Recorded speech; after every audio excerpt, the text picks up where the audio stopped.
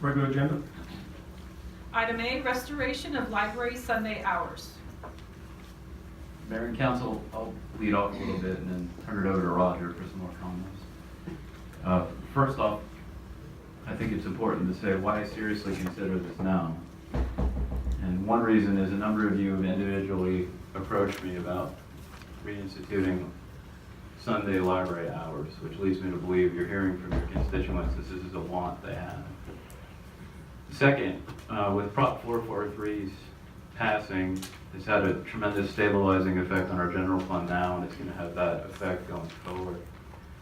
Also, sales tax revenues, which I haven't got a chance to share with you, and I'll share with you now, for July and August exceeded our budget expectations by about $93,000, which is a positive and puts us in a good financial situation. Also, kudos to Roger and his staff. Over the past 5 years, they've averaged about a $60,000 coming in under budget. So for all those reasons, I think appropriating $42,643 to make sure this happens for our community is financially doable. Additionally, I think it's really important to frame this in the context of what is the reality, which is you're really restoring the level of library service that this community has enjoyed and expected historically. You're just going back to what was your normal before. This isn't some expansion in hours. This is really returning to what the expectation and the demand was prior to what we've had to deal with in the past few years. Could some, and I'm sure will some, argue that there are other priorities more important to them? Sure. But we also have to acknowledge that the whole concept of local government is predicated on the concept of providing public services that are demanded by the citizenry and what their expectations are. And this is really important to a lot of people that live here and work here.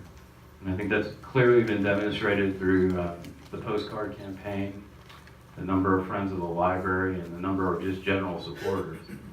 So with all those things being the case, the financial wherewithal that we have to do this, it's very hard for me to argue now isn't the time to return to the normal of what this community has wanted in terms of its library services.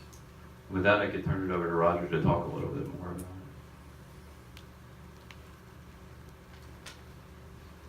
Yes, Mayor and Council, the item for consideration is the restoration of library Sunday hours.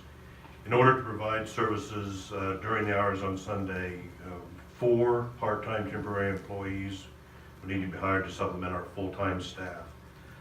As detailed in your packet, the estimated total cost of employees for the remainder of fiscal year 2018 is $34,443.20. The estimated cost of utilities for the additional Sunday hours is approximately $8,200 for an estimated total cost of $42,648.20 for restoring Sunday hours for the remainder of fiscal year 2018.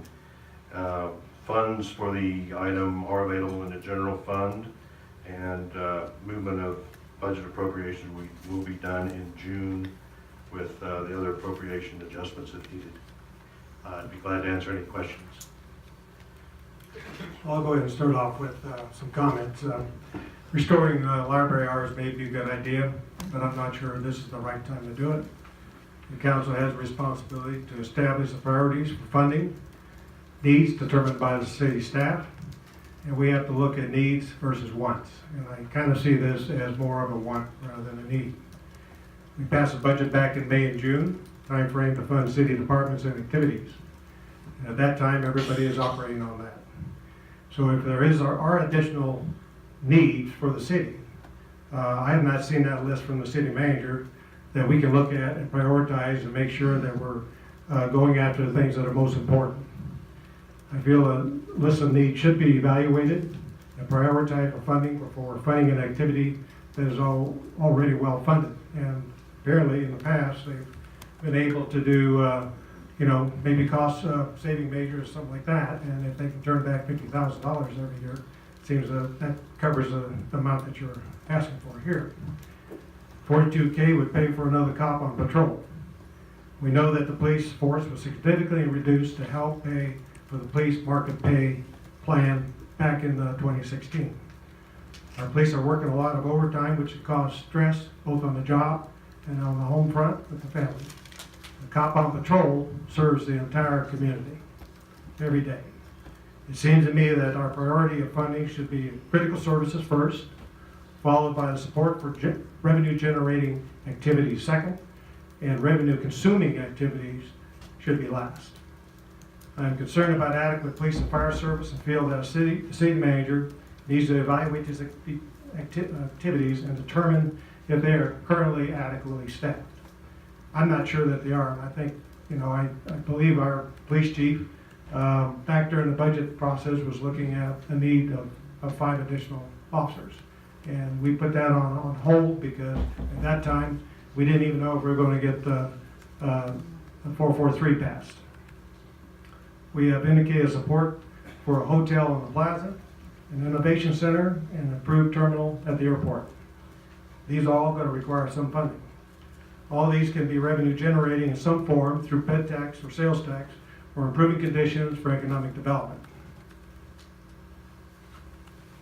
I feel that with improved revenue generating activities, we can further shore up the general fund and then provide for additional funding for the library and other revenue consuming activities. At this point, I'll go on to the council for their comments, and the first one is Mayor Pro Tem. Thank you, Mayor. Mike, since you're my employee and Roger's not, I talk to you. Sure. If I'm not mistaken, we have $2.25 million budget for the library. It's pretty close to accurate, yes. And if I'm not mistaken, we have about 21 and a half people Yes. who are currently assigned to the library, which number-wise, that's about 75,000 a head. I realize it's 1.5 million collectively, it's 75,000 a head by average. I don't understand why in the fiscal condition the community's in, you can't you're the city manager. Just open the library 7 days a week. Period. And We don't, and on top of that, we can do to the taxpayers, and for the taxpayers, what we told them we were gonna do. We were gonna send the money that was generated with Prop 443 in total down to pay up the PSPRS bill. I support sending the $46,000 down there. I support opening the library. You have the ability to do it. I think there is a very good chance, based on the track record of the library coming in under budget, that they could bring the $42,648 in without going over the appropriation. I think there's a very good chance that that could happen, because that's what they've done the past 5 years. And I appreciate your comment. I also appreciate your revelation that we just picked up in sales tax a bunch of money. What we told this community up front, guys, ride with us, help us generate the revenue that's necessary, bring it in, and you know what? We're gonna pay this up as quick as we can and move on. Now, I think it's incumbent on you as the manager to do just that. I agree with you, Mayor Pro Tem, but it's also incumbent on me to provide the services that the community has an expectation for. All right, is there any reason why we're not opening the library? No. All right? Open the library. Alakazam. That's it. Open sesame. Councilman Blair. Thank you, Mayor. I've talked all along and probably been chastised more than anybody that if 443 didn't pass, it would mean some more draconian cuts to the library, public safety and others. This whole thing, correct me if I'm wrong, city manager, we had 2 budget looks at the past budget session, and that was 2 looks to say that here's what happens if 443 passes, and here's what happens if 443 does not. Predicated on the worst case scenario was to paint the picture that we'd have to leave the library closed on Sunday. We're no longer in that scenario. 443's passed, our revenue dollars are there. I've talked to you specifically about your opinion as my employee as a city manager, and your opinion was that we have the funds to do so, so I'm in support of opening the library. Councilman Shiska. Thanks, Mayor. As I was coming into Rotary today, a young Rotarian asked me, well, where do you stand on opening the library. And I said, well, I'm 1,000% behind it. And he said, oh, thank you. And my 18-month-old son says, thank you also. You know, I'm somewhat confused about priorities in Prescott. 2 weeks ago, we were approached with a $43,000 proposal to put speed limit signs in alleys. And of course, we didn't buy into that, but I didn't hear any of this. We've got to prioritize our, expenses, and we've got to put the money here, and we've got to put the money here, and we've got to put the money here before we put the money into something which is part of the quality of life of Prescott. So I'm definitely confused about that situation. It seems like we spend money when we care about what they're spending money on, and don't when we don't care. I know there's folks out there that could care less whether we have a library. But we are not a basic city. This is a quality of life issue, and I am 1,000% behind opening the library.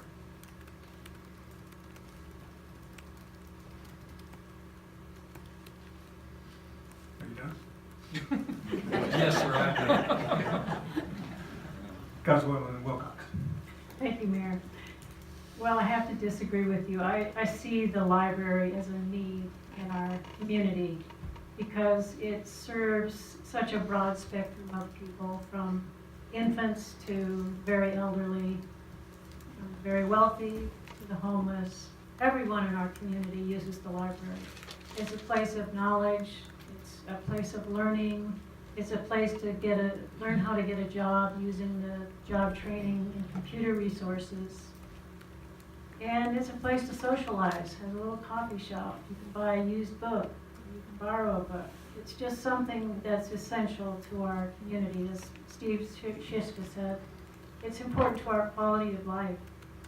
And I think we have to remember that 443 was supported heavily by Friends of the Library and library users.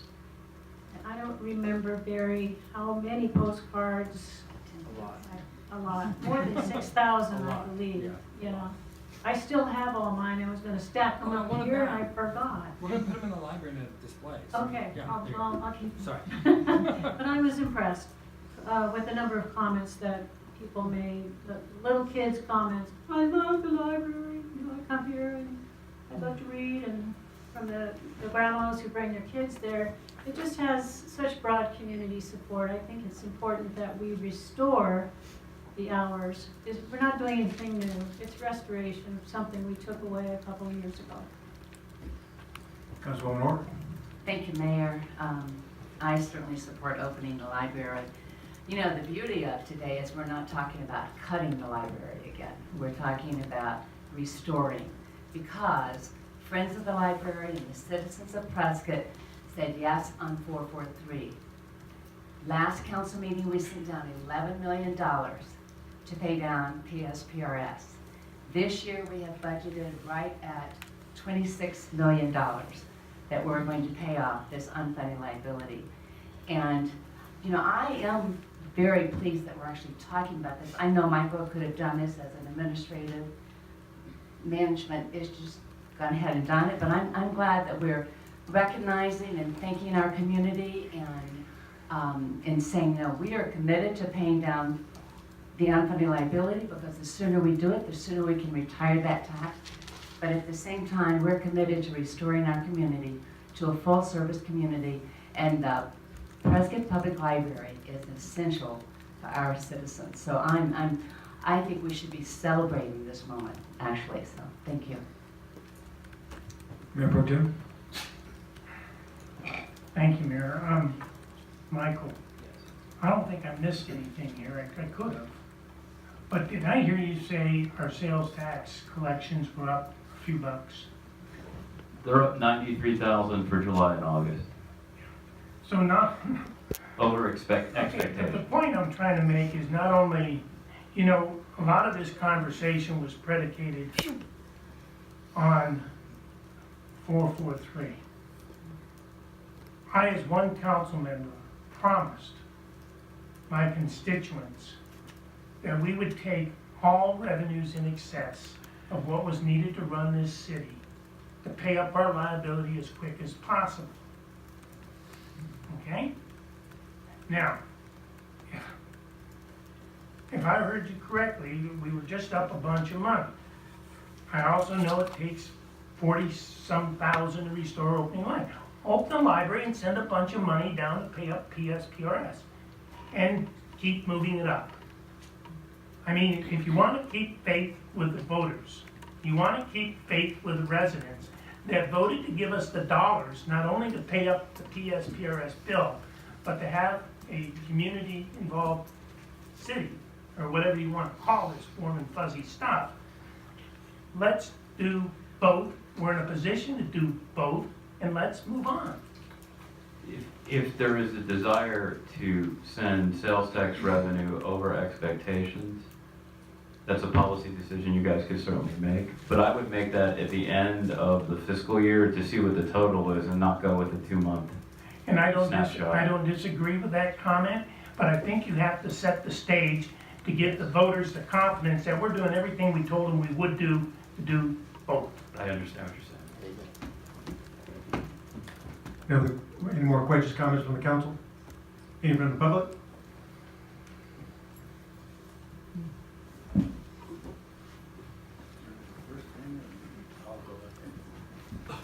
My name is Daniel Matson. I live over on Merritt Street. I am famously an advocate for the homeless. I've got to tell you that library being open on Sunday would be such a blessing to the homeless population, and not only that, but those who are on the verge of becoming homeless who want to use it for sending out resumes. This could be a very, very good thing for a lot of the people in this community. And I myself, I use the library for internet access. Many, many times. I would love to have that library open on Sundays. And again, we did pass 443, and one of the things that I think was an expectation was that if 443 passes, the general fund would be freed up a little bit to back off of some of the austerity measures that were necessary. So I think opening the library on Sunday is a no-brainer. Next thing I'd like to see is for us to move toward opening the library 9 to 9, 7 days a week. Don't push. Whoa, I said next thing, next thing. And I don't know what hours you're gonna do the library right now. I think, what, 1 to 5? Why not 9 to 5? But anyway.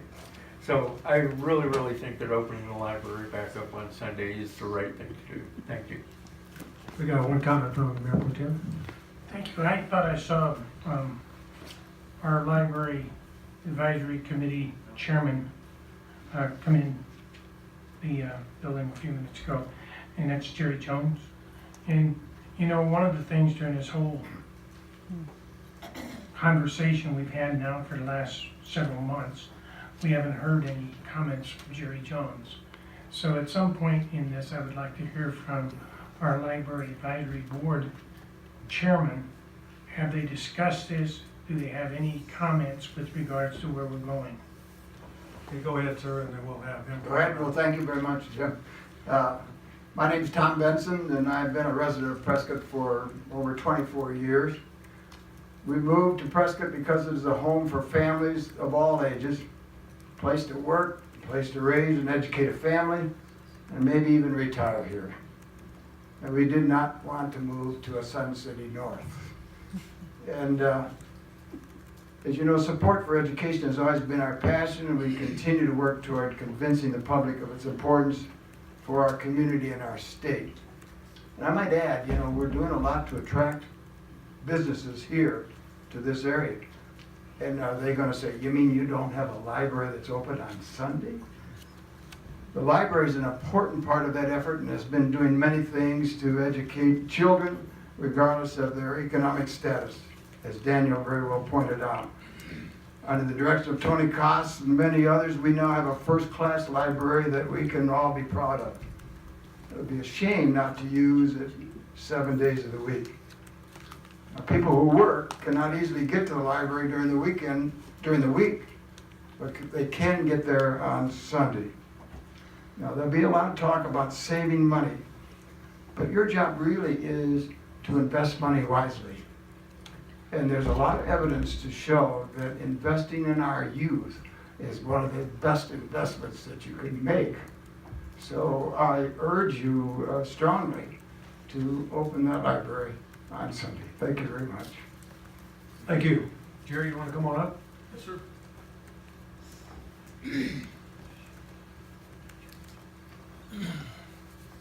Mayor, Council, my name is Jerry Jones, and I am the current chairman of the Library Advisory Board. And I've been on it since its inception 4 years ago. What I have to say before you today is some fact and some opinion.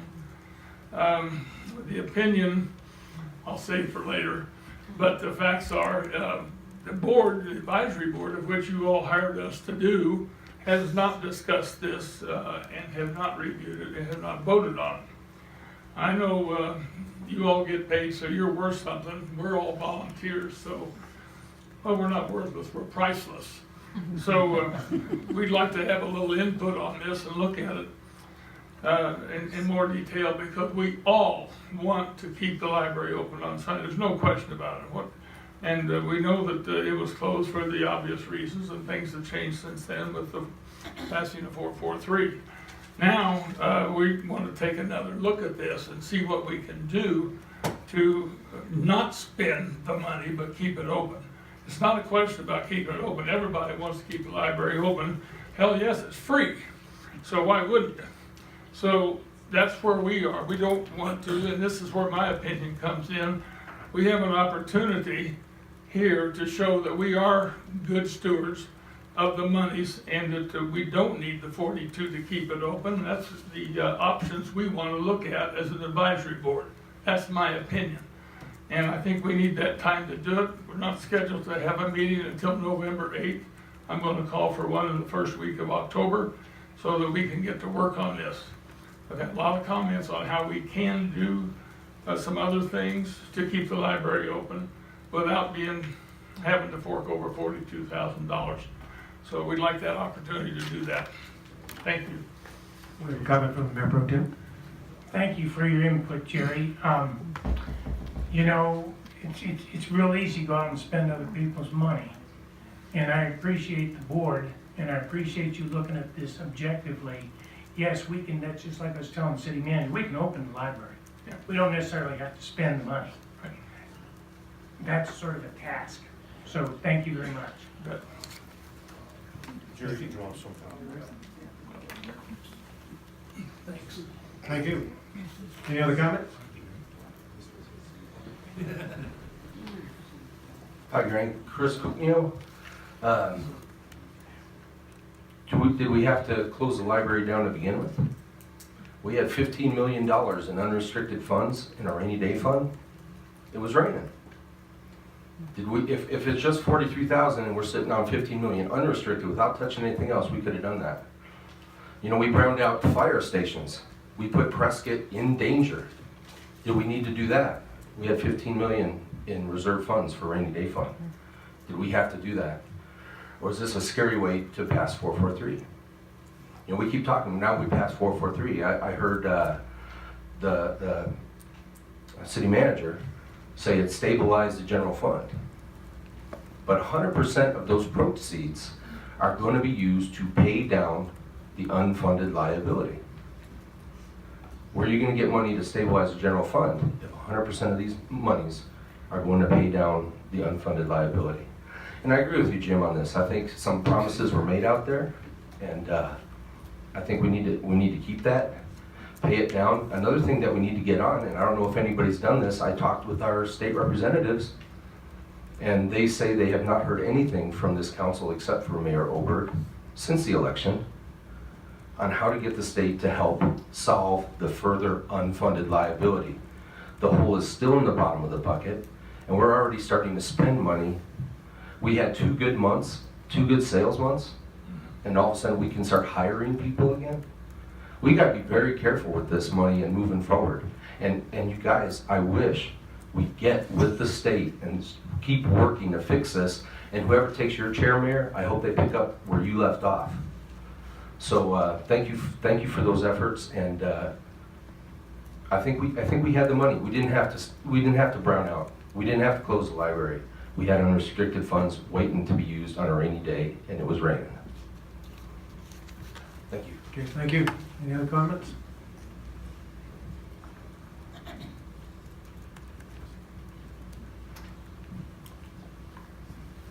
Mayor, Council, Bill Arnold, City of Prescott, President of the Friends of the Public Library. As a friend, we went out and supported 443. And I read in one of the papers today, well, it must be self-interest. Of course it's self-interest. We care about the community. So I have a new button for you. Support 43000. Restore the library on Sunday. Couple of other things you should know. If you haven't read the data, we have 7 full-time equivalents of volunteers who work for your library. That's $160,000. We also have $85,000 coming in from the Friends to support programs. We will continue to do that. So I encourage you to vote yes on this. Take the money that's left over, send it to the state if you want to. But that $43,000 represents 0.0005 of what we owe on the PR pension fund. Not very much, but it can go a long way for the 500 to 700 people who use the library. Thank you. Thank you. Any other comment?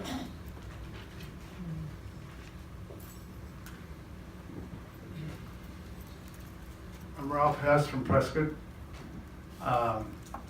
I can tell from the comments that made by council, you're already going to approve this thing. So what you already have enough votes to do so. I agree with what Councilwoman Wilcox had mentioned about looking at the library as a need.